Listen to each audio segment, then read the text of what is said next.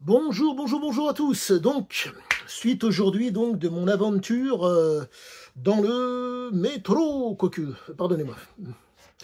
Suite de mon aventure, si je puis dire, là j'ai continué. Donc, je suis allé à l'hôpital Paul Brousse pour rencontrer Monsieur Laurent Cariga et ainsi que Monsieur Benyamina.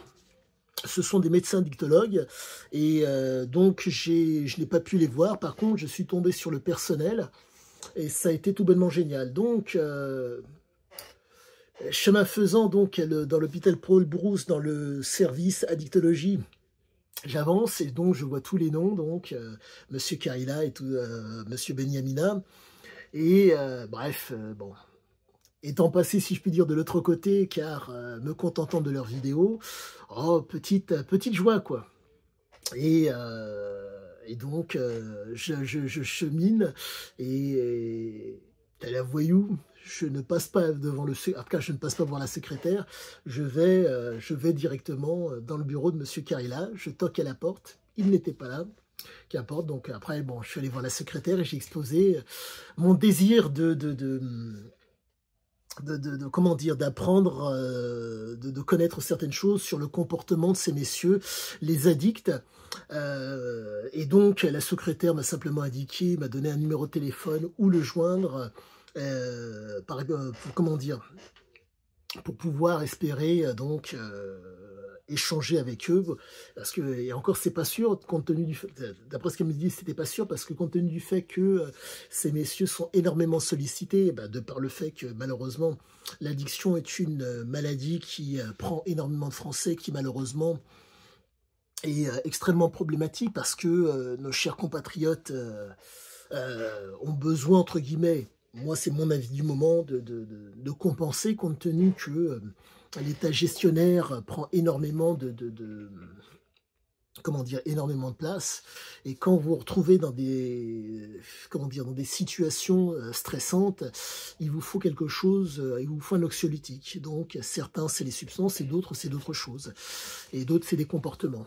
Et bref, c'est mon avis. Et donc je suis tombé sur, donc comme c'était l'heure du déjeuner, j'ai attendu un petit peu, et puis bon, j'ai vu deux, trois personnes sortir. Je suis allé les voir, j'ai discuté avec,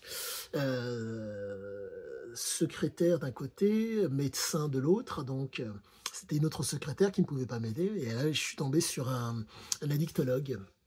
Et là, ça a été génial, on en a discuté.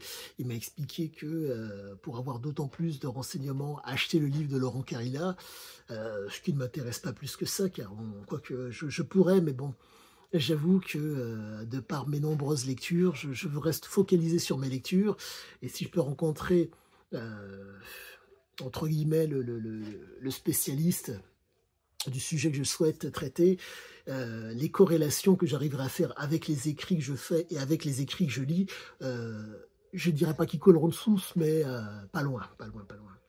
Et ce qui a été aussi formidable, donc ce monsieur, nous avons discuté un petit peu, j'ai vu ce qu'il en est par rapport à la prise en charge d'un médecin, d'un patient. Ça a été génial, je lui ai expliqué ce qu'il en était, et bref, bon, on en a parlé, et j'étais vraiment ravi, parce que il a corroboré nombre de choses par rapport à la sérotonine, par rapport à ce qui se passe, par rapport aux effets dopaminergiques de la prise de câble. Et bref, après j'y suis allé, quoi, et j'étais vraiment content. Et je suis tombé donc sur un groupe, pas d'interne, de médecins dictologues. Et quand j'ai voulu, parce que là, ça me tue, quoi que tu... Grand mot, quoi. Comme je vous l'ai dit, là, pour que la compréhension soit d'autant plus accentuée, là, il faut que j'arrive à comprendre, c'est par rapport à la synapse, aux synapses, dans la fin de synapse, pardon, par rapport aux synapses, quand il y a ce débalancement entre la sérotonine et la noradrénaline. Qu'est-ce que donc la noradrénaline? Est-ce que c'est, comment dire, est-ce que c'est l'adrénaline? Est-ce que c'est le précurseur à l'adrénaline? C'est ça que j'aurais comprendre.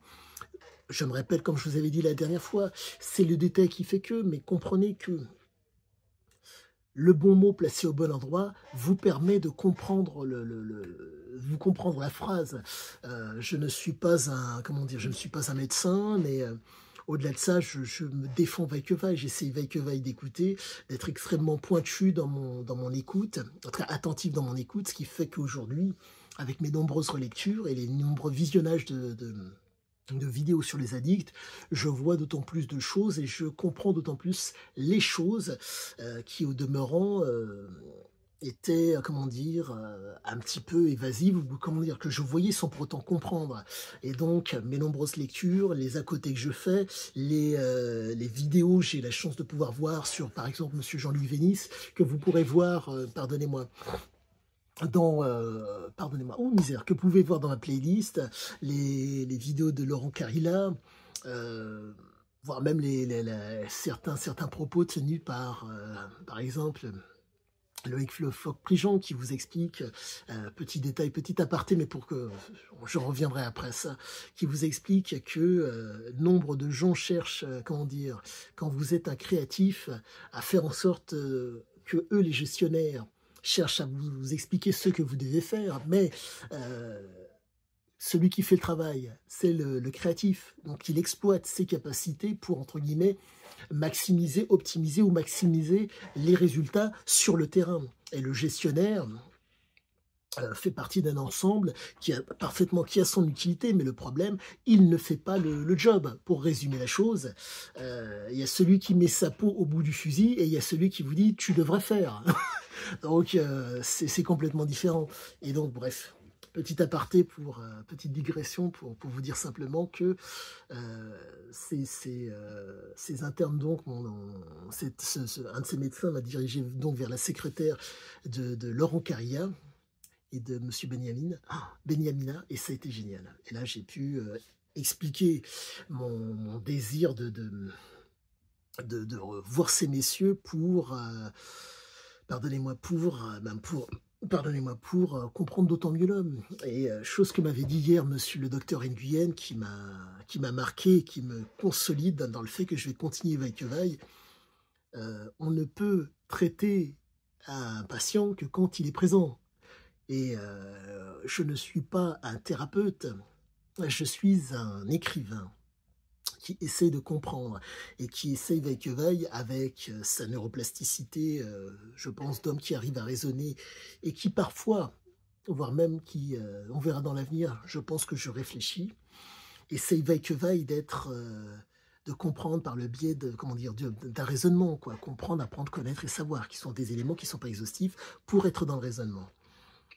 Pour comprendre la mécanique de ce type, et j'essaie vaille que vaille de prendre les faits, la réalité, l'histoire, la géographie des lieux qu'il a fréquentés, des lieux qu'il a fréquentés, de son enfance, de par son père, de par sa mère, de par ses déterminismes, de par ses prédispositions, et pour pouvoir tenir un propos pertinent et intelligible. J'en ai parlé à la secrétaire, compte tenu du fait qu'elle a l'habitude, je pense, à moins que je me trompe, étant dans un service de la technologie, de voir les addicts, d'entendre des propos, de voir leurs réactions. Je voulais à tout prix exposer mon point de vue pour voir si je ne déviais pas. Petite chose, dans quelques temps, je pense, je vous ferai une vidéo sur une rencontre que j'ai faite qui, je pense, va vous intéresser, pour peu que, pour peu que vous vouliez comprendre la mécanique ou le fonctionnement des manipulateurs. Et vraiment, je pense que vous allez apprécier, mais au-delà de ça, bref, j'ai pu m'exprimer et elle m'a laissé un petit poster que je vous montrerai ultérieurement, quoi, sur les addictions, sur ce qui arrive quand on prend certaines substances, plus exactement lorsque l'on prend, pardonnez-moi, boum, boum, boum, boum, petit poster que j'ai là, soit dit en passant. Alors, anatomie des drogues, ça s'appelle comme ça. Quand on prend de l'alcool, du tabac, des extasies, des laméphantépamines, des produits volatiles, du cannabis, des benzodiazépines, du GHB, du GBL, du LSD hallucinogène, de la cocaïne et de l'héroïne. Et voilà, ça a été vraiment génial. Je vais le coller dans la chambre. Malheureusement, j'ai pas. Oh, punaise. Je vais faire des petits trous, je pense, quelque part pour le coller. Mais bref, il faut qu'il soit bien en vue pour accentuer la compréhension du texte et pour me permettre de percevoir ou apercevoir des éléments dans le texte qui me permettront de faire une corrélation d'autant plus pointue et qualitative sur le comportement de Sizazike. Et puis voilà quoi, comment vous dire, je suis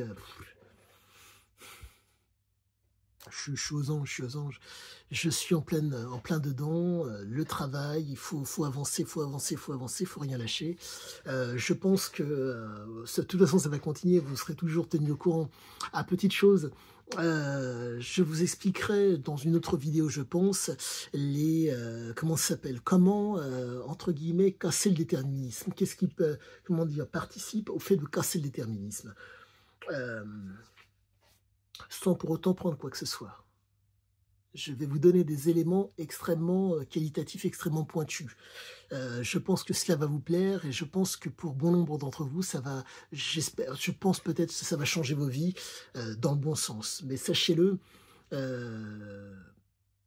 là, vous êtes toujours les bienvenus, tous autant que vous soyez, j'en ai très peu, que vous soyez dans le mépris ou que vous soyez dans la suffisance ou que vous soyez dans la considération de mon travail, vous êtes tous les bienvenus. Le fameux pouce et abonnez-vous. Et je vous dis à tous, à bientôt pour la suite.